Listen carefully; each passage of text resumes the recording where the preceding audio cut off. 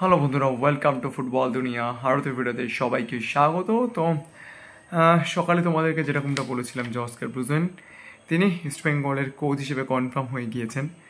তো লাস্ট কয়েকদিন ধরে এই আপডেটটা তোমাদেরকে দিচ্ছিলাম এবং স্বাভাবিকভাবে একটু আগে কিন্তু অফিসিয়াল অ্যানাউন্সমেন্টটা চলে এসেছে।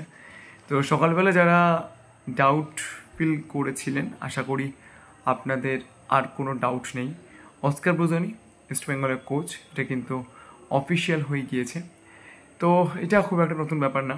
এই মুহূর্তে যেটা ইম্পর্টেন্ট ইস্যু বলা যায়, রফসান রবিনো তিনি খুব সম্ভবত বসুন্ধরা কিংসের সঙ্গে কন্ট্রাক্ট টার্মিনেট করতে চলেছেন। আপাতত কিন্তু এই আপডেটটা বাংলাদেশি সূত্র মারফত পাওয়া যাচ্ছে।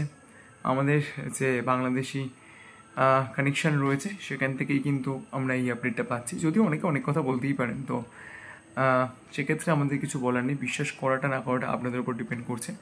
এবং ফুটবল দুনিয়ার খবর নিশ্চয়ই দেখেছেন যে লাস্ট কয়েকটা আপডেট আমরা কীরকমভাবে চেষ্টা করেছি as much as possible authentic update share করার। তো তার রেসপেক্টে বলতে পারি রফসান রবিনো তিনি কিন্তু কন্ট্রাক্ট আর তো ইনক্রিজ করার মতো জায়গায় আছে বলে মনে হয় না, কিন্তু খুব সম্ভবত, যদিও এটা অফিসিয়াল নয়, কনফার্মেশন এখনও আসেনি, তিনি কিন্তু কন্ট্রাক্ট টার্মিনেট করতে চলেছেন বসুন্ধরা কিংসের সঙ্গে।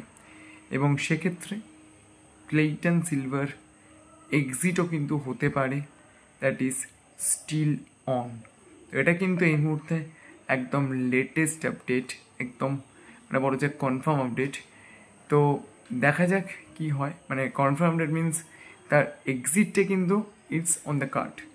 ইস্টবেঙ্গল ম্যানেজমেন্ট ভাবনা চিন্তা করছে, এইটা কনফার্ম ডেট বলেছি, ছেড়ে দেওয়া হচ্ছে এইটা বলিনি আপাতত।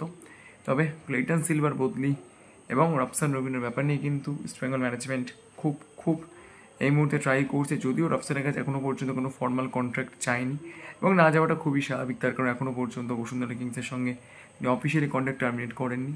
তো করার পর সেটাও কিন্তু চলে যেতে পারে। তো few exciting days will be coming up. যদিও সামনে দুর্গা পুজো, কতটা আপডেট দিতে পারবো জানি না, তবে ট্রাই করবো। তো ভিডিওটা এই পর্যন্ত ছিল। যদি ভিডিওটা ভালো লাগে লাইক করে দিও, মনে করে আমি যেটা সাবস্ক্রাইব করতে পারো না, কারণ সবসময় তোমরা সাবস্ক্রাইব করলে কিন্তু আরও ভালো ভিডিও বানানোর মোটিভেশন পাওয়া যায়। তো চলো এখন মধ্যে এই পর্যন্ত দেখা হচ্ছে পরের ভিডিওতে।